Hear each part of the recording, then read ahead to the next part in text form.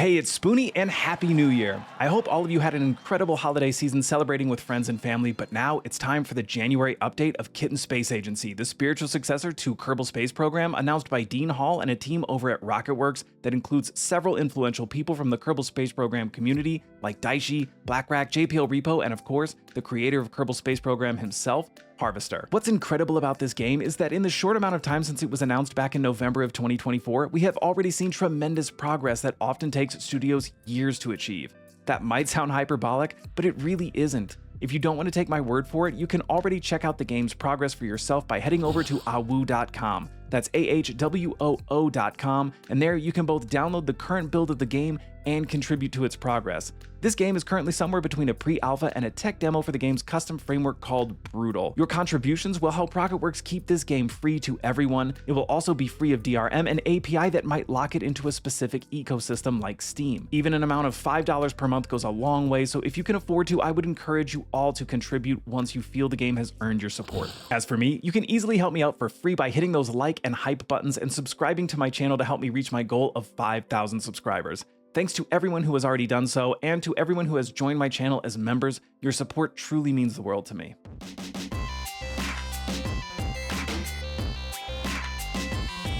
If this is your first time hearing about Kitten Space Agency, I have put together a small recap that should bring you up to speed and help answer a few questions that some of you might have about the game. It also covers a few of the key concepts that will help you follow along more easily with the game's progress and its development in general. If this isn't your first time hearing about Kitten Space Agency, as always, you can just skip ahead to the chapter titled New Updates. First, this game is meant to be the spiritual successor to Kerbal Space Program 2.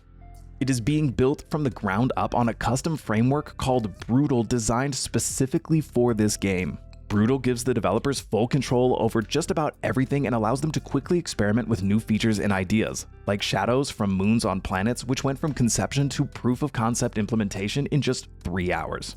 Yes, there will be mod support. In fact, this game is being developed with mod support as a cornerstone, and everything in the game is essentially a mod itself which can be altered.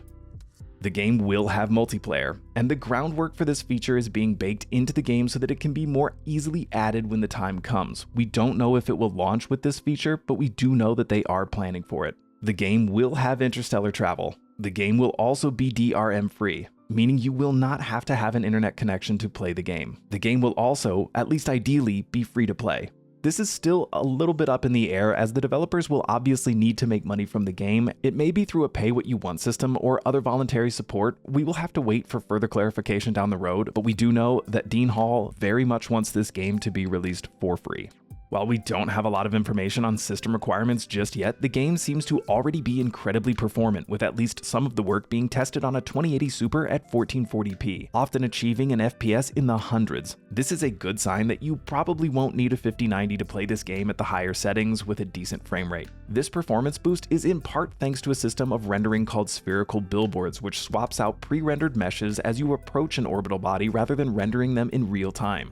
You will be able to seamlessly switch from ship view to orbital view or to another ship around another body without the need for loading screens, thanks to the utilization of instantiable physics and the Brutal framework, which allows everything to play by its own set of rules rather than everything being tied together in a persistent scene. This also gives the modders a straightforward path to adding, editing, or completely remaking systems. And those are the key points which I hope will answer a lot of the questions those who are new to the game might have. Okay, so on to the new updates. First, GravHook, and I think I should probably clarify something here. GravHook and I had a misunderstanding where I was informed of how to pronounce his name. He said it was like Windhoek, and I took that literally, but he simply was referring to the H-O-E-K part of the name, so in prior videos, if you heard me say anything about Windhoek, I meant GravHook. But Zach and GravHook started working on this algorithm more than 8 months ago, with some initial success back then, but now the kinks have been ironed out, and the analytical solver can now handle rotations of arbitrary rigid bodies for arbitrary amounts of time in the future, including the beloved dzhanibekov effect. This allows the movement of mass properties off of the top level of the vehicle and into each individual part. This is a significant step towards making custom rockets work. This is the entire reason reaction wheels and gyroscopes matter, because without them, we couldn't control the inherently unstable intermediate axis of an object in space. To explain that a bit further, all three-dimensional objects have 3 axes of rotation, and unless the object is a perfect sphere, they aren't all equal in length. Let's call them X, Y, and Z. X will represent our shortest axis and Z represents our longest, but Y will be somewhere in between. It's our intermediate axis and it is inherently unstable. And due to centrifugal forces, it will flip, stabilize, become unstable, and then flip again.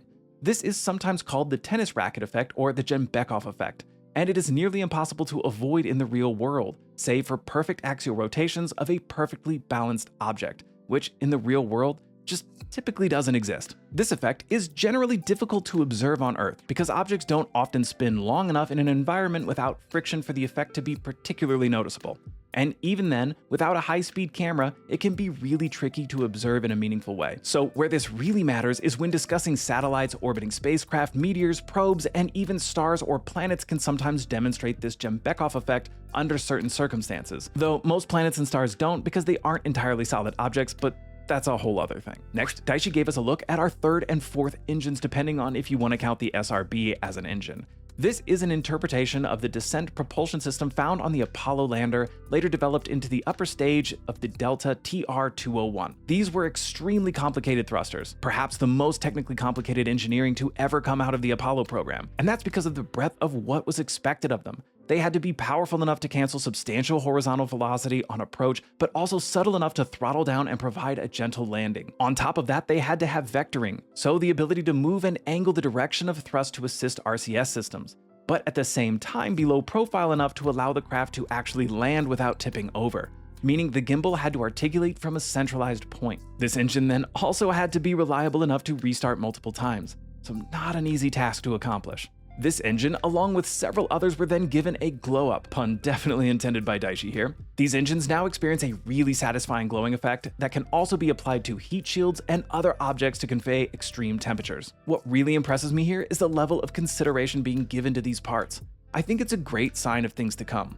These aren't just thrusters slapped together quickly by an artist that is just finishing a project. There's plenty of thought going into how these engines are being created for KSA, down to the materials used and how they function the way that they do. This is an incredible bit of graphic design here, and it highlights the thoughtfulness the artists and the entire team in general are pouring into this game. I think everyone should take this as a clear sign that things are moving in the right direction, and corners are definitely not being cut to provide a quick product that lacks polish. And next we gotta look at what JPLRepo has been working on, and that is resource systems. Obviously, this is pivotal to the function of rockets with different resources and types of fuels. Right now, these are just some first cut visualizations of resource flow graphs, but I'm sure we are going to get some more info on these systems in the weeks to come. If you're interested in hearing more from JPLRepo, he and I recently had a chat on my podcast called Chaos in the Lobby and discussed everything from his time as lead developer at Kerbal Space Program and KSB2 to KSA and what the future holds for the spiritual successor. So be sure to check that out for deep dives with several developers from KSA, as well as other interesting people and developers in PC gaming. Don't forget to like, hype, and subscribe. Thanks for watching, and I'll see you in the next one.